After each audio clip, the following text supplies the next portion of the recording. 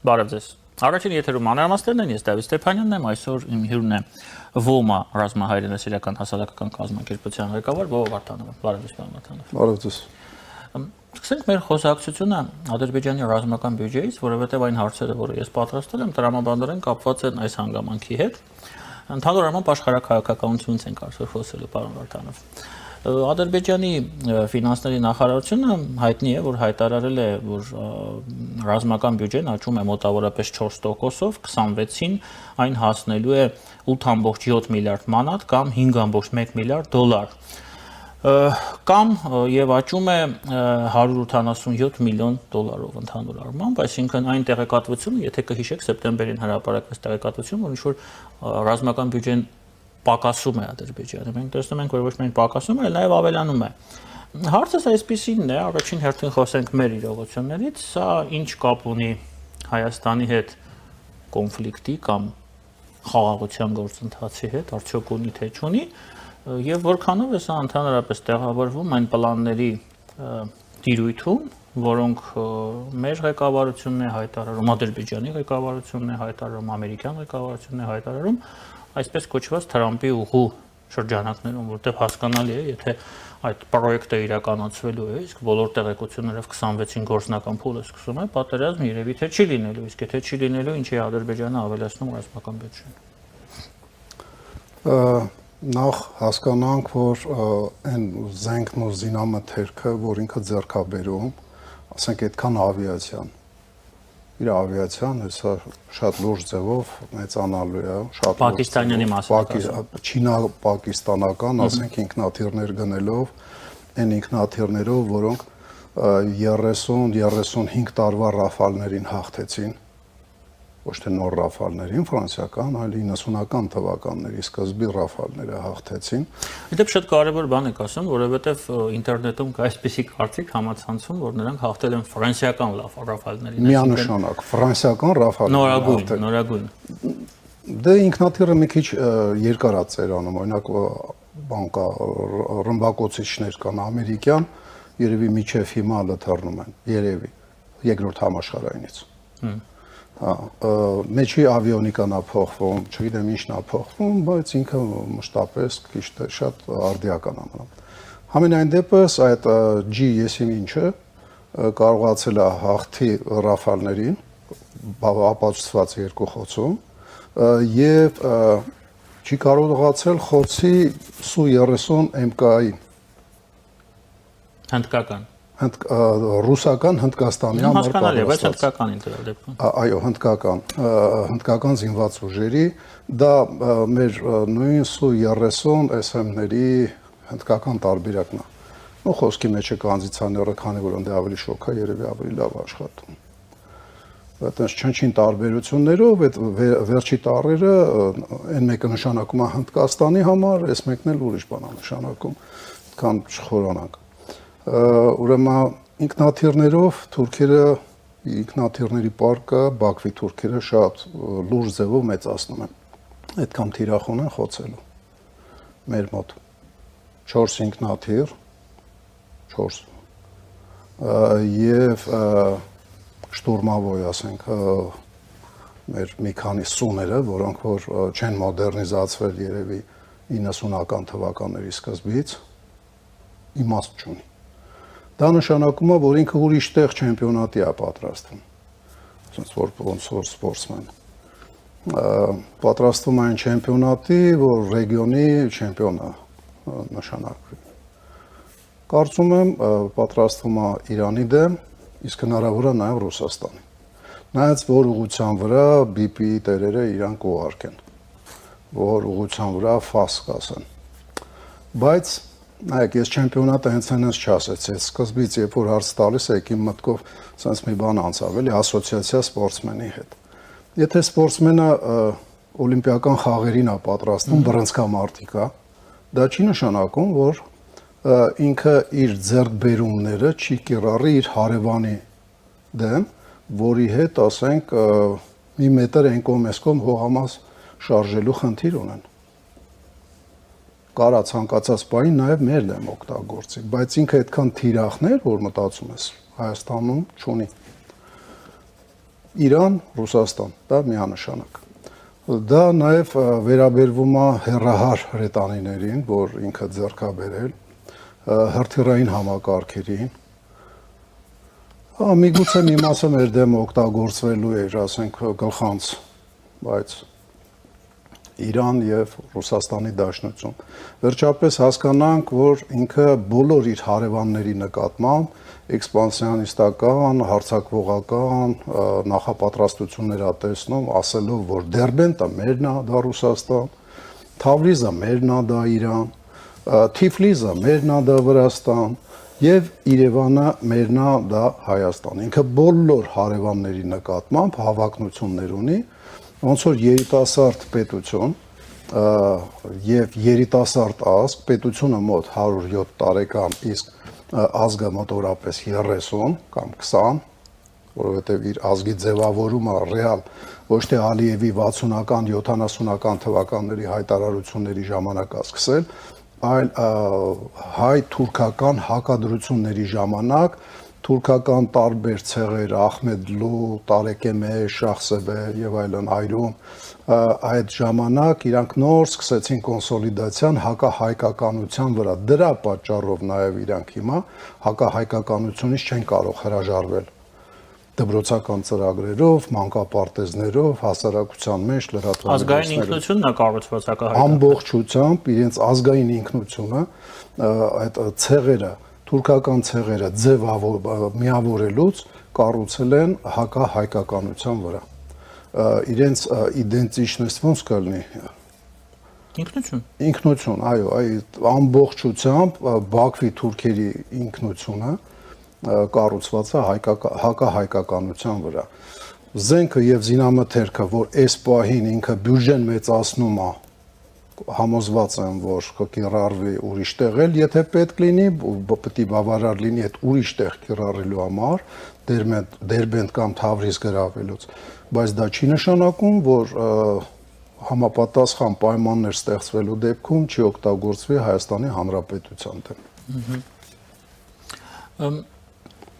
Տեսեք, դուք ասում եք, որ նրանք չեն նորից շարունակենք հայկական ուղղությունը, որ նրանք չեն կարող հակահայկականությունից հրաժարվել, որովհետև ամբողջ ինքնությունն է կառուցված դրա վրա։ Իսկ այդ դեպքում խաղաղության գործընթացը իսկայն ակնհայտ կերպով կա, չէ՞, հանդիպումներ են լինում, հայտարարություններ են հնչում, որոշ գործողություններ կան, այդ ցորենը, չգիտեմ, նավթամթերքը, այնուամենայնիվ գործընթացը գնում է։ Այդ դեպքում այդ գործընթացը դեպի ուր է տանում, եթե նրանք ամենագլխավոր ֆակտորից չեն հրաժարվում հակահայկականությունից։ Ինչ իմաստուն է, այստեղ հակասելու է, չէ՞, մի օր այդ երկու գործընթացները սկսել են հակասել իրար։ Ասեմ ավելին, սրանից երևի մի 10 տարի առաջ մեկ թուրքական բլոգերները գրում էին, որ տեսեք, որ ասում են հայերը պետական մարմինները, որ ասում են հայերը սոված են, քանդված է, տնտեսություն չկա, մայրաքաղաքում, չգիտեմ, կենտրոնական փողոցներում վայրիշները ավելի շատ են եւ այլն, տեսեք, որ այդպես չի, Երևանը ապրում է, Հայաստանը ապրում է,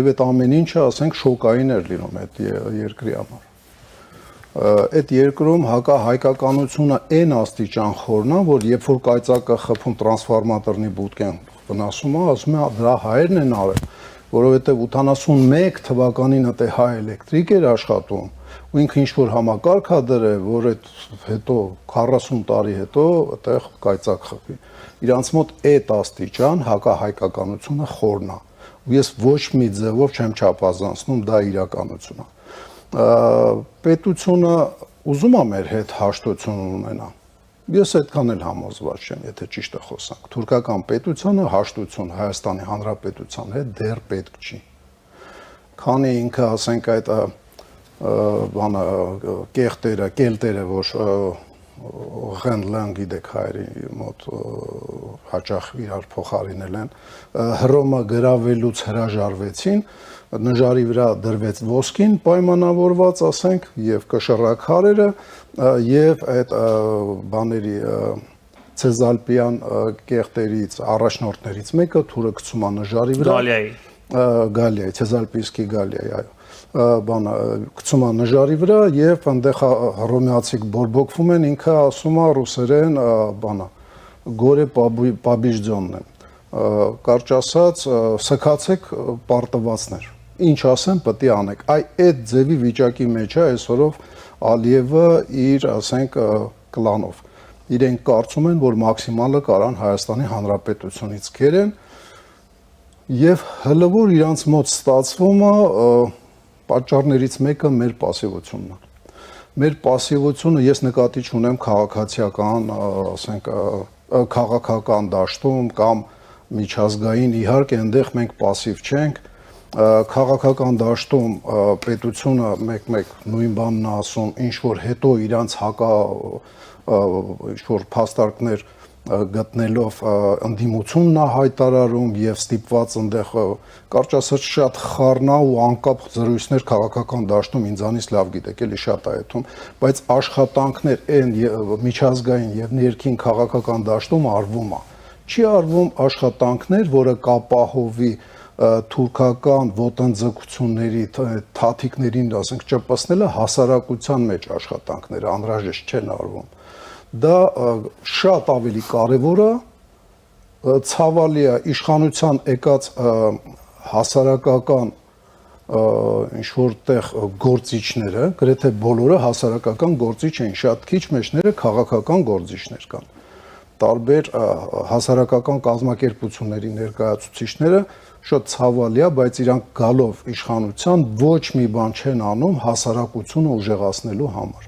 Իսկ հասարակության ուժեղանալը թույլ կտար այդ ոտնձգությունների դեմը առնել եւ թուրքերը ավելի շուտ կդադարեն թե սահմանի վրա իրենց անշնորհքաբար պահել, թե բանակցությունների ժամանակ, թե անտեսել, ասենք, այդ խաղաղ գործընթացի մեջ անհրաժեշտ քայլերը, այդ թվում նաեւ արմենաֆոբիայի դեմը առնելը, որովհետեւ պետությունը եթե սկսի դա անել, դա մեկը, ասենք, տասնյակ տարիներ է քաշելու միջև հասարակության մեջ մտնի այն հասկացողությունը, որ հարևան հայ հետ էլի ապրելապետ հարևանաբար, ոչ բարեկամաբար, թեկուզ հարևանաբար։ Ոչ մի քայլեր իրանք չեն անում, չեն էլ անելու, քանի թաթիկներին չխփենք։ Իսկ թաթիկներին խփողը հաշվի առնելով խաղաղ գործընթացը, բանակցությունները, հասարակությունն է եւ հասարակության այն զավակներն են, ովքեր որ մասսայական, ասենք, պատրաստ կլինեն զինված ուժերը համալրել։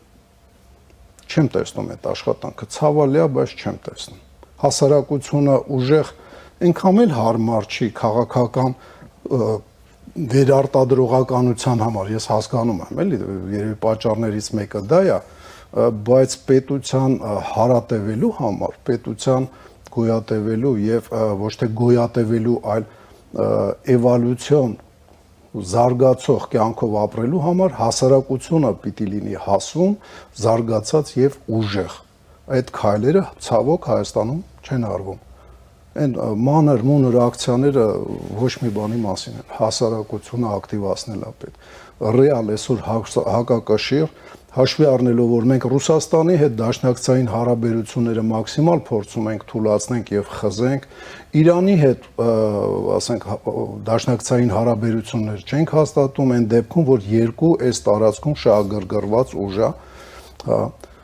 անգլիական կամ ֆրանսիական կամ ամերիկյան զինվորական կոնտինգենտի հույս չկա, որ կգա ստեղ եւ իր գործառույթները կանի նաեւ ռազմական, եթե նույնիսկ լինեն, շատ հեշտ խոցելի կլինեն փոքր խմբերը։ Արևմտյան ինչ-որ երկրներից ստեղ փոքրիկ ռազմաբազա կամ ներկայացություն եթե լինի, իրենք մեծ ուժ ի վիճակի չեն լինելու ստեղ տեղադրեն։ Հիշում եք առաջի համաշխարհայինի հաղթանակի պայմաններում անգլիական նավատորմի նախարարը հայտարարեց, որ մեր նավերը հայկական լեռներ չեն կարող բարձրանալ։ Ախր դա իրականություն է։ Մենք շատ հեռու ենք այդ իրենց գլխավոր շահերի, ոնց որ ասած, առյալներից, շատ հեռու ենք։ Ստեղ իրանք ունեն ինչ-որ ներկայացուցիչներ, որոնք որ, ոնց որ ասած, մնացորդային իրենց շահերը պաշտպանում են։ Որպեսզի մենք կարողանանք մեր գլուխը պահենք եւ ապագա ունենանք եւ զարգանանք, միակ դաշնակիցը, որ ունենք, դա Սփյուռքն է, հայկական Սփյուռքը, եւ ուժը պետք է միակ, ասենք, ձևավորվի ներսում։ Դա ուժեղ ամուր հասարակությունն է։ Պարոն Վարդանյան, դուք նշեցիք, որ Ռուսաստանի հետ հարաբերությունները խզում ենք, որ չենք զարգացնում։ Չէ՞ որ պատերազմի ժամանակ եւ 102-րդ բազան է այստեղ եւ Լեռնային Ղարաբաղում կար կոնտինգենտ ռուսական, որ կա ինչ։ Ասենք թե չենք խզում, կա։ Ինչ է դա մեզ տալի։ Ասեմ, Հայ-ադրբեջանական սահմանի վրա 21 թվականին ինչքան բերեցին ռուսական զորքեր տեղակայեցին։ Դա խանգարեց 22 թվականի ագրեսիային։ 21 թվականին էլ չխանգարեց իշխանասարի դեպքերի Հա, ժամանակ։ չխանգարեց։ 22 ջերմուկ եւ կապան Դա չխանգարեց։ իմաստը ո՞րն է իրենց տեղավորել։ Ռուսերեն ռուսական զորքերի ստեղ լինելը ես ոչ մի ձևով չեմ արդարացնում կամ ասենք փնովում։ Ուղղակի լրիվ առանց դաշնակից մնալը մեզ ձեռնատու չէ։ Եվ ես գիտեմ sense մի բան, որ մի ուղղություն, որ հաստատ կոնկրետ թվերի եմ ասենք համեմատաբար կոնկրետ թվերի եմ տիրապետում, Բաքվի Հանրապետության դեսպանատունը հսկայական ասենք 10 թվականից թե 9 թվականից 10 տարվա մեջ ուրեմն $100 միլիոն ավել փող է բաժանել Ռուսաստանում հիմնականում զինվորական եւ զինվորականին մոտ շրջանակներում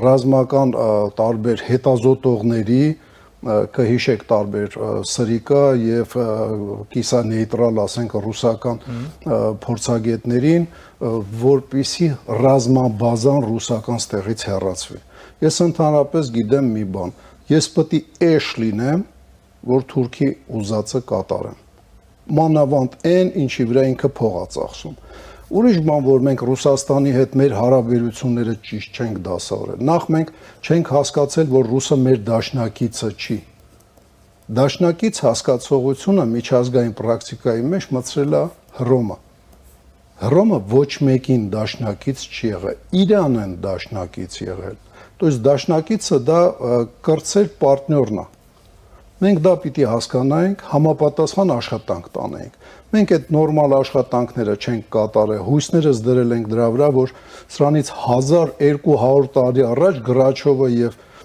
Վազգեն Սարգսյանը Սևանում լողացել են իրար հետ։ Ռեալ զարգացումներ մեր դաշնակցային հարաբերությունների չեն կարել։ Նույնը Իրանին է վերաբերվում։ Թե Իրանը, թե Ռուսաստանը 90-ական թվականների սկզբին անկախանալու կամ սովետը փլուզվելու ժամանակ ուսումնական ռազմաբազաներ են կառուցել հարավային Կովկասում։ Ոնց է կարծում որտեղ։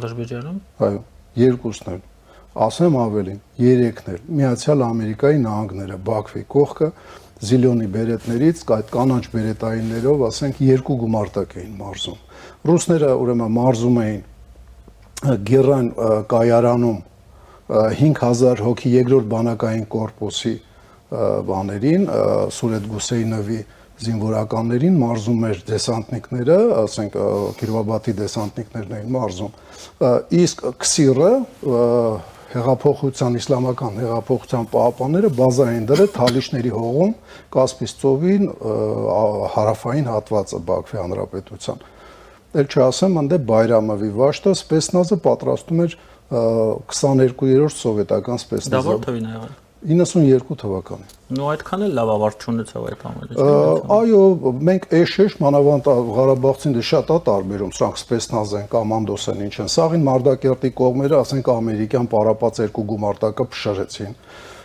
Նույն ձևով Մարտակերտում եւ բանում Սուրետ Գուսեյնովի զորքերը փշրեցին Խարվաճարի ուղղության վրա բանը Թալիշներին չկարացանք Թալիշների մոտ պարապածներին, պարսիկների պարապածրածներին չկարացանք լավ փշրենք, բայց ոչինչ ունես լուրջ կորուստներով կանգնել են, չեն կարացել լուրջ առաջ խաղացում ունենան։ Խնդիրը ինչն էր, որ հայկական պրոյեկտի վրա ոչ մեկ հույս չէր դնում։ Որովհետև թուրքերը մեզանից 1.5 անգամ ավել բնակչություն ունեին, անսահմանափակ, ասենք, այն վաղտեր թվում հնարավոր է միջևում այդ կարծիքը կա, ասենք, նավթի եւ գազի պաշարներ ունի, իսկ Հայաստանը դեինդուստրիալիզացիայի սկիզբն էր սկսում, այն էլ վայրի ձևով, եւ Հայաստանի տնտեսությունը շատ արագ հրթիռի թռնելու արագությամբ դեինդուստրիալիզացիա էր հետո մեր տնտեսությունը զրոյանում էր։ Հա, ասեմ, մեր խիզախ եւ համառ զինվորների հաշվին այդ բոլոր ռազմաբազաները տեղից ուսումնական հեռացան, բոլորը,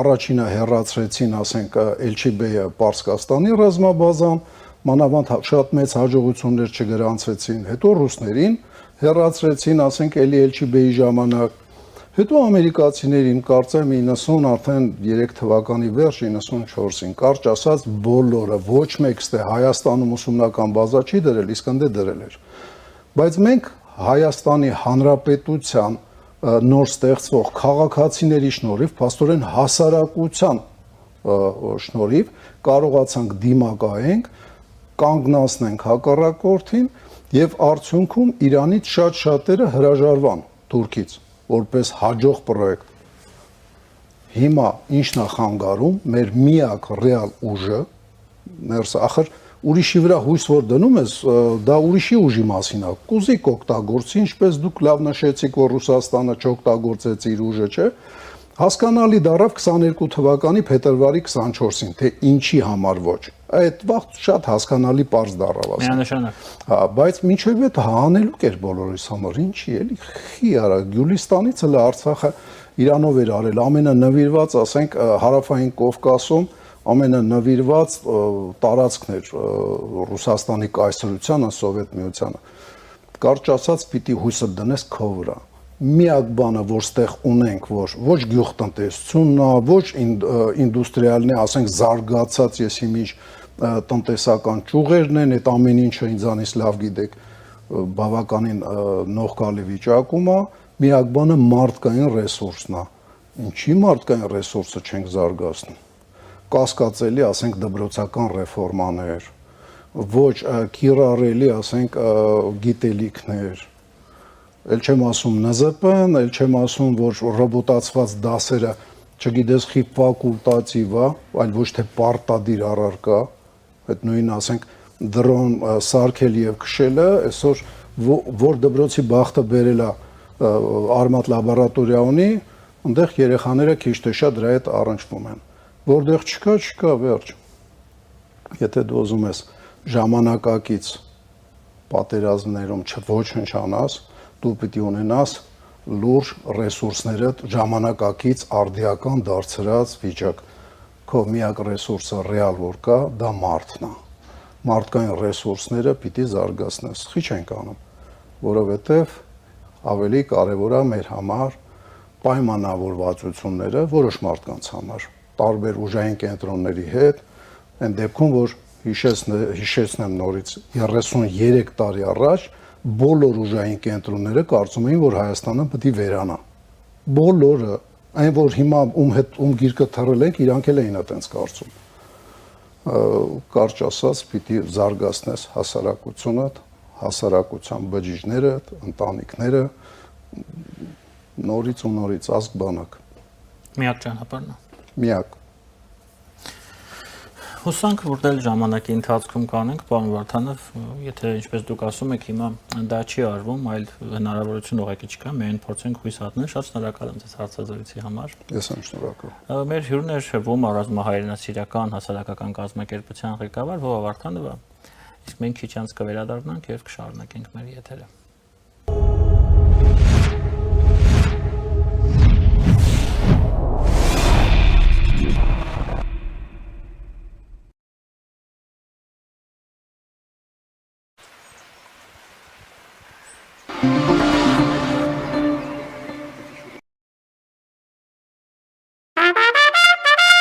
Իդեալական զեղչերը սկսված են։ Ձեռք բերեք իտալական եւ իսպանական նորաոճ սալիկների նշված տեսականին իդեալ համակարգից ամանորյա հատուկ գներով։ Մեկ քառակուսի մետրը սկսած ընդամենը 3900 դրամից։ Կան ամանորյա տարբերակներ, կա իդեալական տարբերակ։ Մանրամասները idealsystem.am։ Իդեալ համակարգ դեպի կատարելություն։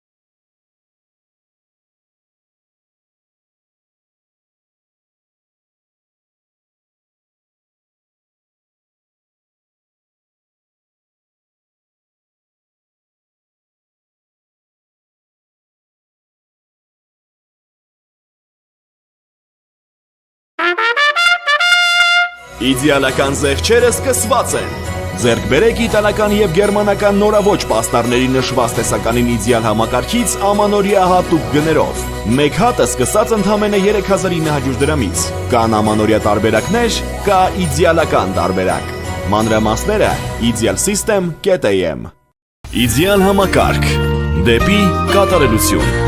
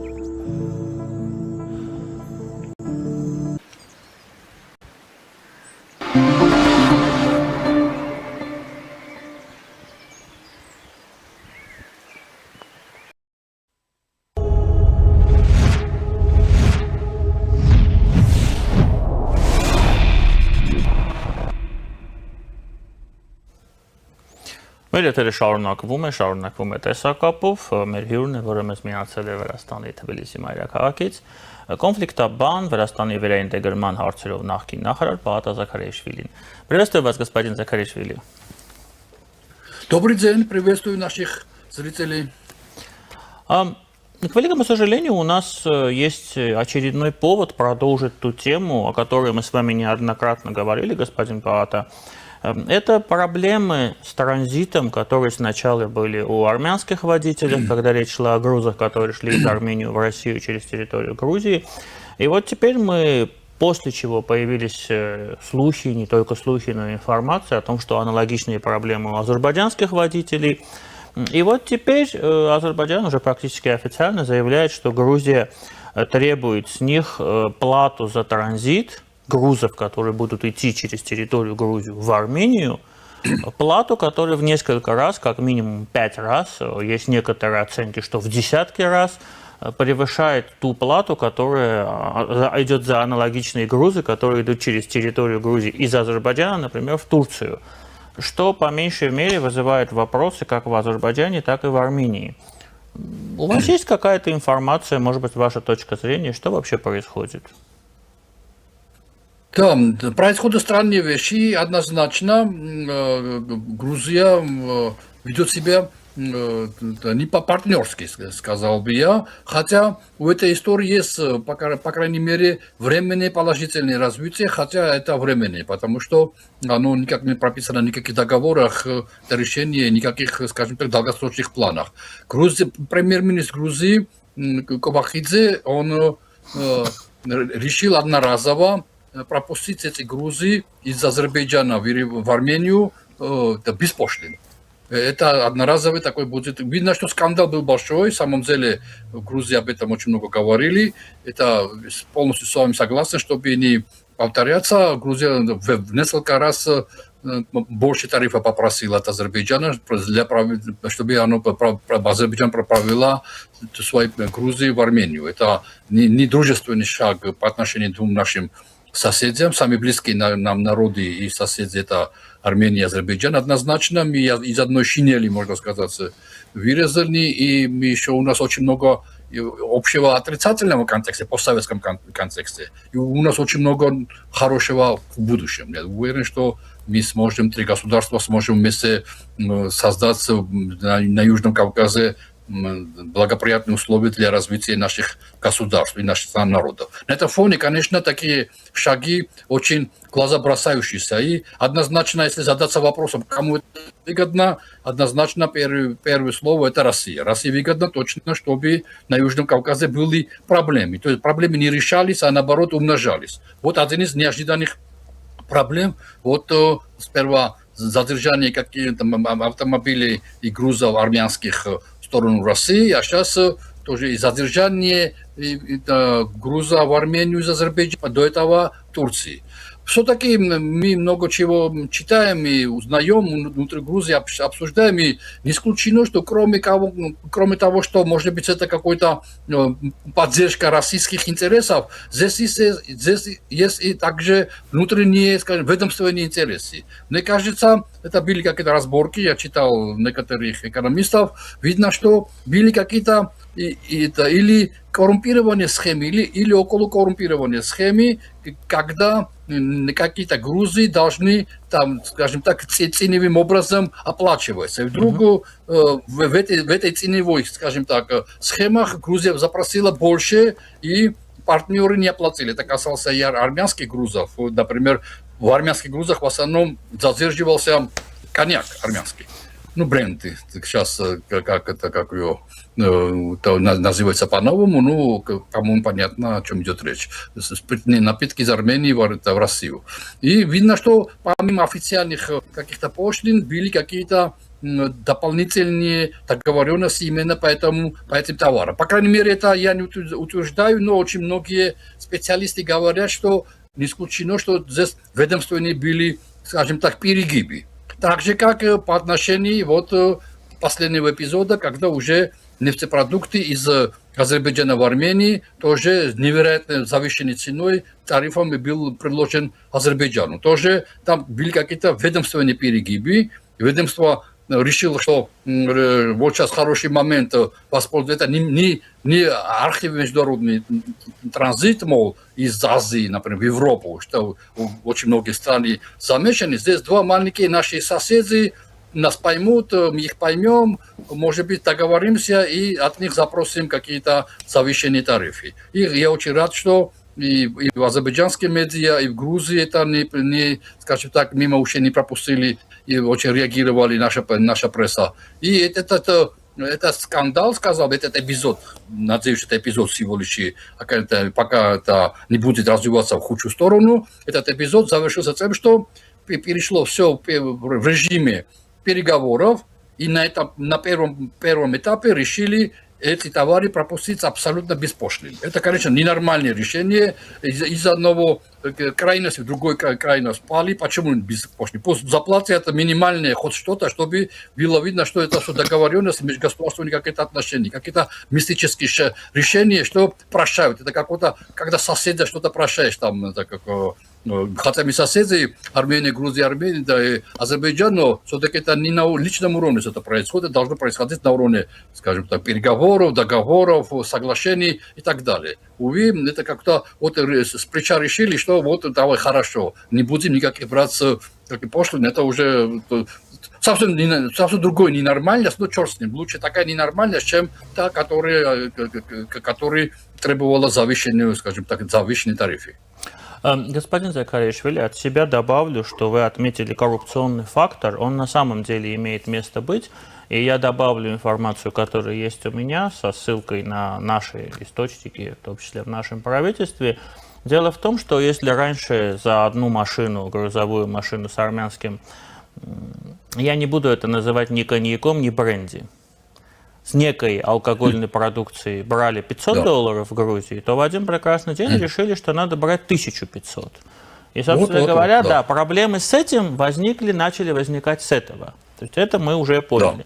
Непонятно, что происходит именно по части транзита, в том числе нефтепродуктов, с территории Азербайджана на территорию Армении. Здесь уже явно какие-то другие факторы. Я, например, с вами абсолютно согласен, что надо зрить в корень и смотреть, кому это, собственно говоря, в первую очередь выгодно. Это выгодно России, которая ставит палки в колеса Армении, ставит палки в колеса Азербайджана. Но вся проблема в том, что подобными действиями Грузия ставит палки в колеса себе. Потому что, да, вот мы на самом деле, у нас была недавно здесь такая встреча закрытая, мы обсуждали этот вопрос, и мы тоже задавались этим вопросом. Предположим, что Грузия с опаской наблюдает за тем, как Армения и Азербайджан какие-то отношения восстанавливают, и возможно, что некая часть транзита теперь будет идти не через территорию Грузии, а через территорию Армении и Азербайджана. Хорошо, все понятно. Но что выигрывает Грузия от того, что портит отношения с Арменией и Азербайджаном? Ведь от этого возможности этого транзита не возрастают через территорию Грузии в будущем, они лишь будут постепенно спадать еще больше. И если сейчас гипотетически возможно, и я надеюсь, что такая договоренность будет, что часть транзита будет через грузинскую территорию, если Грузия с подачи России портит отношения с Арменией и Азербайджаном, этот транзит в будущем, это не исключено, может идти вообще через территорию Азербайджана и Азербайджана. Потому что транзит из Средней Азии, то, что называется Срединным коридором, в то время как сейчас есть возможность двух веток из Азербайджана через территорию Грузии и Армении. Вот это вот непонятно.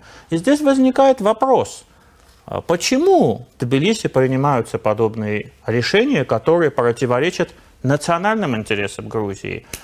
Хотелось бы узнать ваше мнение. Это наиболее, да, с одной стороны, это очень легкий вопрос, потому что как будто все очевидно, потому что это противоречит, в самом деле, национальным интересам Грузии. Полностью с вами согласен.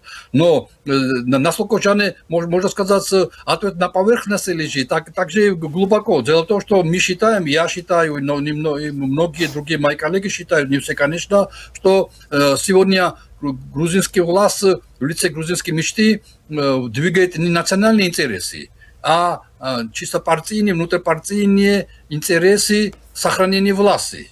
И очень просто вы обо всем не знаете, скажем так, есть внутри, например, как идет реформа образования, например, ужасно, то есть полностью отказываемся мы от достигнутых европейских стандартов. То сейчас не буду сейчас углубляться, это большая тема, и вся Грузия больше даже это волнует. Но, конечно, безусловно, до Армении эти вопросы не доходят. Таких вопросов очень много, где, если все вместе сгруппировать все эти вопросы, мы четко увидим, что грузинская мечта думает не о государстве, не о национальных интересах, а о своих собственных, скажем так, шкурные вопросы решает. И на этом фоне держаться за российские, скажем так, хвост для них важнее, потому что Россия единственное государство, которое тоже поощряет и поддерживает авторитарный режим Грузии. У Грузии нет никаких ресурсов держаться надолго за авторитаризм. У нас нет в земле никаких недр, слава богу. Я считаю, что это здорово в данный момент, и я думаю, что это нас спасает больше, чем проблемы создает. У нас нет никаких крупных каких-то денежных вкладов или поддержки со стороны, скажем, зарубежных, скажем так, каких-то заинтересованных лиц. Единственный денежный человек – это один человек в Грузии, это Иванишвили, и он, это деньги его семьи, а не Грузии. Соответственно, он сохраняет свою власть, и всю Грузию взяла, можно сказать, в заложники. И это, конечно, нас беспокоит, и как раз здесь уже вопрос для меня, то есть ответ более уже четким. Они не думают о добрососедских отношениях, они думают, как подыграться, как сделать приятное России. А России, в самом деле, нужна неопределенность внутри Южного Кавказа. Россия сейчас не до Южного Кавказа. Сейчас в Украине, вот как раз в эти часы, надеюсь, решаются какие-то вопросы, скажем так, в Берлине, мы все ждем, или, может, ничего не решится пока опять-таки, но есть очень близкие какие-то, проходят какие-то, к миру приходят какие-то вещи. Вот, и все внимание туда, и не до Кавказа, России. Поэтому лучше, чтобы свой агент, найти какого-то своего агента в лице кого-то, долгое время почему-то считала, что это могло бы быть Армения, какие-то давние годы, можно сказать.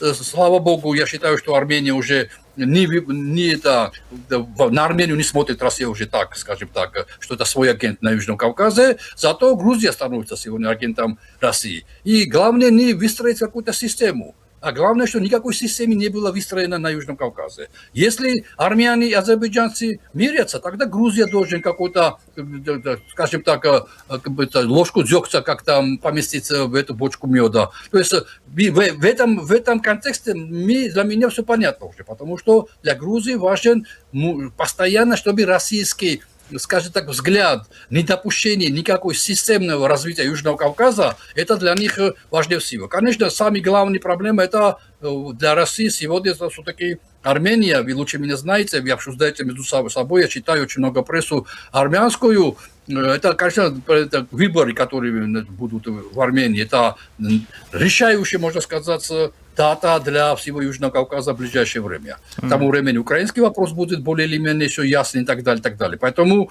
Россия хочет как-нибудь не дать возможность южнокавказским народам найти общий язык между собой, где роль и место России не будет. Она хочет, чтобы присутствовал хотя бы, если не очно, то заочно, где-то в кулуарах присутствовала Россия. Поэтому я думаю, что вот такие палки в колеса, о чем вы сказали очень точно, они еще ожидаемы, к сожалению моему. Я буду рад, если мне придется в следующих наших встречах признать, что Грузия наконец-то стала достойным партнером Армении и Азербайджана, но эти палки и колеса не исключено, что еще будет продолжаться. Вот я поделился с вами своими сомнениями относительно происходящего, назвав это странным. Вы отметили то, что эти странности происходят в Грузии повсеместно, в том числе в общественной жизни, во внутриполитической сфере. И вот здесь вот возникает вот такая версия, я сейчас поделюсь с вами и хотел бы услышать ваше мнение. На самом деле все это действительно очень легко объяснить, если подвести под следующую логику. Человек, который принимает в Грузии единоличные решения, это Бедзина Иванишвили, за них не отвечает. То есть он принимает решения, за которые ему не приходится ни перед кем нести ответы и оправдываться, потому что этот человек официально он никто. А оправдывается за эти решения, я неоднократно это видел на различном направлении, в том числе, вот вы отметили вот это вот разовое, да, транзит, да, то, что с нас не взяли за это деньги, вот это была такая попытка Кобахидзе оправдаться, то есть решение было принято о вот этом многократном превосходящем реальную стоимость транзита в Чорвиле, конкретно Бедзины и Иванишвили, оправдываться пришлось Тбилиси господину Кобахидзе. У меня вот такая вот версия происходящего. Ваше мнение, прошу, также. Ну, конечно, однозначно Иванишвили управляет ситуацией, и я уверен, что Кобахидзе, как премьер-министр, не мог бы решить вопрос, вот, чтобы снять полностью эти транзитные пошлины, если бы не согласовал бы это с Иванишвили, если от Иванишвили не было бы такого предложения. Давай сейчас это отменим, чтобы температуру как-то сбросить. Однозначно, но я все-таки не считаю, что Кобахидзе такой наивный человек, он только оправдывается. В каком-то смысле он лучший ученик своего учителя Иванишвили. Он придумывает такие вещи, которые сам Иванишвили никогда, можно сказать, не придумал. Я сам работал же в команде Иванишвили. В 2012-2016 годах был в правительстве, и как раз когда был Иванишвили премьер-министром, тогда и с другими премьер-министрами работал в правительстве. Так что более или менее непонятно движение там ценей, которые сейчас я вижу там, да, когда мы знаем хорошую знакомую квартиру, к примеру, ночью можно разглядеться в ценях, кто есть кто. Со стороны, если мы смотрим с улицы. Так вот, по этим движениям этих теней я чувствую, что все-таки Кобахидзе больше, чем правая рука Иванишвили. Он предугадывает, догадывается и предлагает более наглые, более смелые шаги, чем Иванишвили мог бы сам предложить. Потому что, когда снизу идет инициатива, и эта инициатива явно в контексте твоей концепции, это легче согласиться, потому что это не твоя инициатива, а снизу пошла эта инициатива. Кобахидзе полностью вычистил, можно сказать, грузинскую политическую элиту, особенно грузинскую мечту, вытеснил оттуда все фракции грузинские мечты, и он стал, можно сказать, вот как Ричард III у Шекспира, вот такой фигурой, который полностью сегодня самая главная фигура при дворе Иванишвили. И я уверен, что многие инициативы, за которые потом Грузия, скажем так, отвечает, даже в голове Кобахидзе варится, а потом он это приносит Иванишвили. Иванишвили, я с вами согласен, он ни за что не отвечает. Формально он является всего лишь почетным председателем ввиду это правящей партии, и не более того. Он никогда не появляется на публике, годы проходят, его не видно. В лучшем случае появляется его письмо, скорее всего, он это письмо как минимум читает при публикации, но он тоже любит писать, я знаю это. То есть он сам любит проявляться, какие-то официальные заявления. Но мы никогда не видим, чтобы он устно говорил о каких-то позициях. И часто то, что в письме написано, я опубликовано от его имени, часто отличается от того Иванишвили, который мы знали лично. Он вообще в Грузии? Он вообще в Грузии, господин Закаришвили? Скорее всего, Грузия, да. Грузия наилучшее место для него, для его сохранения. Для него Грузия это, наверное, для нас, для вас, для всех Грузия это государство Грузия, так называем, да. А он, скорее всего, о Грузии думает как сейф Грузия. То есть для него Грузия это сейф. Там это все государственные, все машины, парламент, президент, правительство, спецслужбы, армия, все на одного человека работает. Судьи, все уровни, всех судей. Поэтому куда ему уйти? Это лучшее место невозможно. И Россия, самая главная угроза для Грузии, Россия благотворит всему этому, благословит все это и не вмешивается. Даже Россия не настолько управляет ситуацией внутри Грузии, насколько не вмешивается, чтобы не создать проблем. Единственное, есть условия какие-то определенные. Это не идти в НАТО, не идти в Европейский, это домашнее задание для Грузии. Даже не обязательно восстанавливать дипломатические отношения, там, вступить в СНГ, в ОДКБ и так далее, ОАЭС. даже это не обязательно. Так лучше даже. Даже в Грузии сейчас уже начали говорить о нейтралитете. Это самый лучший вариант. Ни ОДКБ, ни НАТО. Это самый лучший вариант для России. Россия ничего не платит, ничего не требует. Грузия не требует никаких таких дополнительных ресурсов, ни за платок за газ, нефть и так далее, так далее. И вот очень хороший, самый лучший, можно сказать, вариант для России, как работать скажем так, со своими сателлитными государствами. Вот Беларусь очень много требует от России, например. Очень много каких-то поблажек, там, экономических подвижек. А Грузия ничего не может. У нас нет даже дипломатических отношений. И России это выгодно. Ребята, давайте восстановим дипломатические отношения, потом поговорим о газе и нефти. Это невозможно сделать, потому что территория Грузии оккупирована Россией по грузинскому законодательству, по международному праву. Это невозможно. Как только мы восстановим дипломатические отношения, мы признаем, скажем так, что эти территории уже не принадлежат Грузии. И так далее. То есть очень много замкнутого круга, что устраивает Россию. Поэтому вот такое отчужденное пророссийство от Грузии. Это наилучший вариант, по-моему, это даже модель для России, может быть, от других стран. Для нас очень часто примером является, плохим, ужасным примером является Белоруссия. Вот мы идем в сторону Белоруссии. А может быть, Россия устраивает, чтобы Белоруссия шла в сторону Грузии. Не белорусизация Грузии, а грузинизация Белоруссии, может быть, пойти. Вот сейчас как раз Лукашенко освободил политзаключенных, и там начались какие-то признание, скажем так, легитимности, условной легитимности Лукашенко. То есть Россия очень хорошо расставляет свои, скажем так, интересы в разных странах. С Арменией по-другому работает, с Азербайджаном иначе, с Казахстаном, Центральной Азией иначе и так далее. То есть у России хорошие...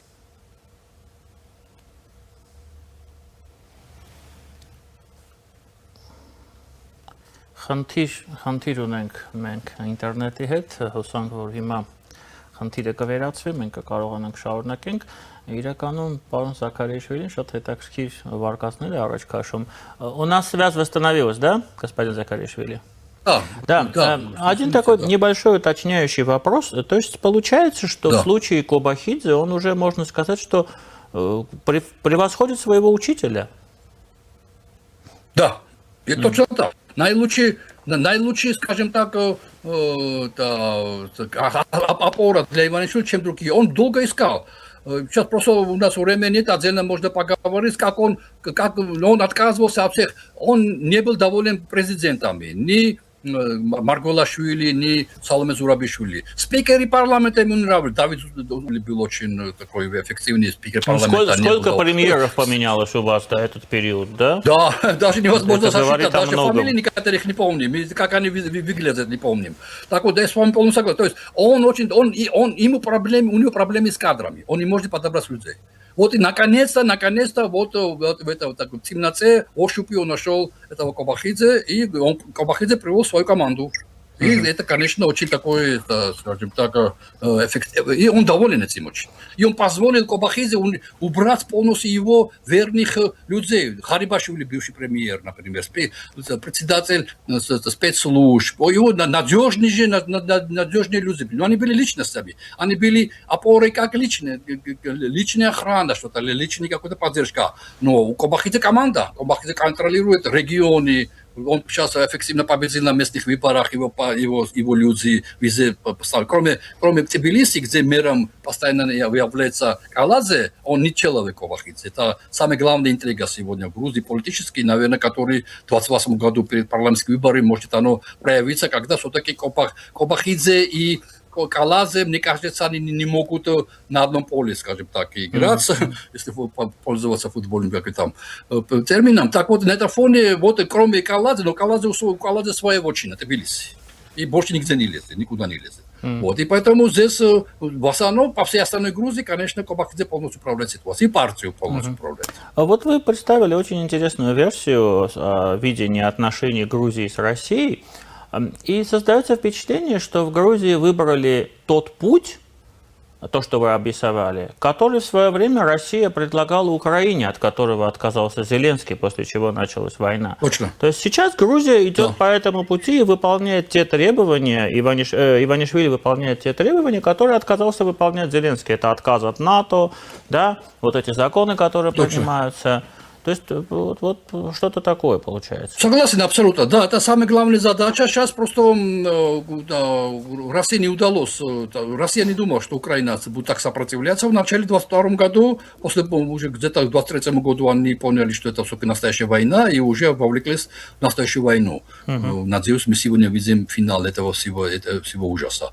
Но в Грузии, конечно, мы это прошли в 2008 году, когда была агрессия России против Грузии, и в Армении хорошо помнят это, потому что Армения задела это транспортный коллапс был и так далее. Да. И на этом фоне, да, конечно, Россия добилась того, что в итоге власти, лишь бы не было войны, это лозунг работает очень эффективно, как Орбан сейчас спекулирует в Венгрии, что вот если не я, то была бы война в Венгрии. Это абсурд. Да. То же самое в Грузии. В Грузии уже была война. Никакой следующей войны не могло быть, потому что Россия уже добилась войной того, чего сейчас не может добиться в Украине. Но Грузия добился того, что в итоге, скажем так, получился скажем так, российский власть. Здесь даже не там очень много уже российского фактора. Уже в том контексте, когда даже Армения ищет общий язык с Турцией, хочет найти, это я очень приветствую, лично я и многие в Грузии, и явно можно использовать сотрудничество с Турцией в защиту своих интересов, то Грузия от этого всего дистанцируется. Никак, хотя у нас Турция является членом НАТО, а у нас в Конституции прописано, в НАТО мы могли бы воспользоваться максимально теми, скажем так, системами безопасности, которые НАТО располагает, и в лице Турции мы могли бы этим воспользоваться. Но нет, это чисто русская политика, это даже не пророссийская политика, чисто русская политика, чтобы Грузия, которая находится и на Черном море, и на Кавказе, в отличие от Азербайджана и Армении, которые только на Кавказе, а Украина только на Черном море, в Грузии больше стратегической позиции. И на Черном море находится как Украина, и на Кавказе как Армения и Азербайджан. И вот это уникальный фактор никак не может ни НАТО, ни Турция использовать, чтобы максимально вытеснить, главное даже не в России, не вытеснить Россию насколько максимально создать на Южном Кавказе общую какую-то единую систему безопасности. Что очень скромно и очень медленно, но Армения добивается. Мне кажется, что в этом направлении есть, хотя внутри Армении есть много споров, я знаю это, я очень много переживаю за все это, но я тоже думаю, что Армения старается из этой экстенциальной ямы выползти и как-то найти общий язык со всеми соседями, которые не совсем, скажем так, дружественные пока еще даже. Это очень много чего происходит у нас, и в это время Грузия играет российскую игру, а не кавказскую игру. Вот по части выползания из ямы, вы отметили, охарактеризовали предстоящие парламентские выборы в Армении, они произойдут 7 июня 2026 года, как решающую для всего Южного Кавказа дату. Раскройте, пожалуйста, скобки. Чем это важно для Грузии, чем это важно для Азербайджана? И какие итоги? Как мы видим, как я вижу из Тбилиси, хотя и в Ереване бываю нередко, я очень много читаю, то, что на русском языке печатается в Армении, и сейчас будет позволять компьютер переводить с армянского тоже. Я вижу, что все-таки внутри Армении волнами, можно сказать, как типа цунами идут разные движения пророссийские. То церковь, то какие-то люди с деньгами все время стараются как-то, скажем так, сбить с толку какое-то движение Армению. Это все неспроста. Мне кажется, перед выборами это все будет больше усиливаться. Мне кажется, что у России будет попытка создать, это мое мнение, я могу это перед другими более смело говорить, но перед армянским обществом неудобно так, но мне кажется, что все-таки у России есть разные сценарии, разными, не только от одного человека, разными какими-то сторонами будет добиваться того, что в парламенте получится, если не большинство, то количество депутатов, которые будут вмещаться в выборы, например, премьер-министра, что так важно для Армении. И, соответственно, чтобы внутренний парламентский контекст был не в пользу Европы, не в пользу демократии, если очень грубо говорить. И разные фракции могут оказаться такими, которые смогут повлиять на процессы. И если даже Пашинян придется, скажем так, Пашинян все-таки станет премьер-министром, чего довольно реально, но ему придется пойти на какие-то компромиссы с другими фракциями, и которые потом будут ему мешать проводить какие-то внутриармянские демократические реформы. Я вот в этом смысле думаю, что Россия все сделает. Мы видели, как Россия работала в Молдове. И тогда перед молдовскими выборами я говорил и у вас, и везде, что решающий молдовский кейс. Молдова, слава богу, скажем так, проскочила, смогла добиться своего и оказался более или менее, скажем так, на европейском орбите. Вот, поэтому молдавский кейс показывает, что почему и Армении не получится. В Армении тоже это может получиться. И поэтому вот это ожидание, что у Армении тоже получится, это важно для Южного Кавказа. Тогда Европа не потеряет интересы к Кавказу. И наоборот, если, не дай бог, в Армении победят пророссийские силы, тогда Россия еще больше будет, и в Грузии уже пророссийские силы более смело будут уже говорить, что вот видите, даже в Армении ничего не получилось. И мы вынуждены двигаться, дрейфоваться в сторону России. Вот это потому пример Армении больше, чем для пример Армении больше, чем преимущество Армении, победа Армении. Пример Армении значит то, что мы можем тоже двигаться в сторону Европы, показывать нашему избирателям и нашему народу, что раз у армян получился, и у нас тоже получится. Вот в таком смысле можно объяснить. Это очень... Потому что сейчас мы находимся в тандеме. Армения и Грузия. Иногда, как лыжи. Иногда одна лыжа впереди, иногда другая лыжа впереди. Вот сейчас армянская лыжа впереди, и мы должны поддерживаться, чтобы эта лыжа хорошо скользила в сторону Европы. Господин Палата, наш очередной разговор в очередной раз получился весьма искренним, за что я вас искренне благодарю. Спасибо вам большое, мне тоже очень приятно с вами общаться. Մեր հյուրն էր, որը մեզ միացել էր տեսակապով Վրաստանի Թբիլիսի մայրաքաղաքից, կոնֆլիկտաբան, Վրաստանի վերաինտեգրման հարցերով նախկին նախարար Պալատ Զաքարիաշվիլին, ես Դավիթ Ստեփանյանն եմ, այսպիսին էին այսօրվա մանրամասները, կհանդիպենք։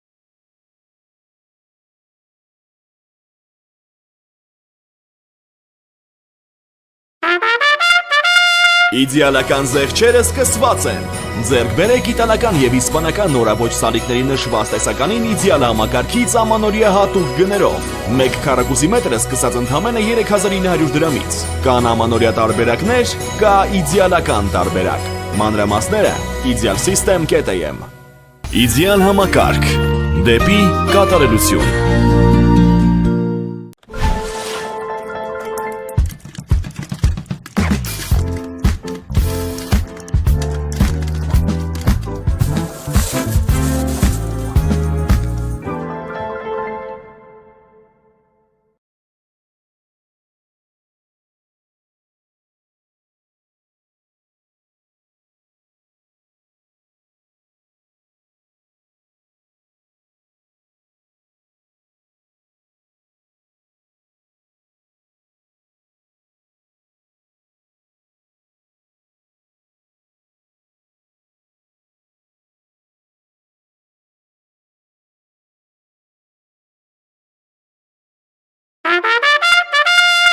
Իդեալական զեղչերը սկսված են։ Ձեռք բերեք իտալական եւ գերմանական նորաոճ պաստառների նշված տեսականին իդեալ համակարգից ամանորյա հատուկ գներով։ 1 հատը սկսած ընդամենը 3900 դրամից։ Կան ամանորյա տարբերակներ, կա իդեալական տարբերակ։ Մանրամասները idealsystem.am։ Իդեալ համակարգ դեպի կատարելություն։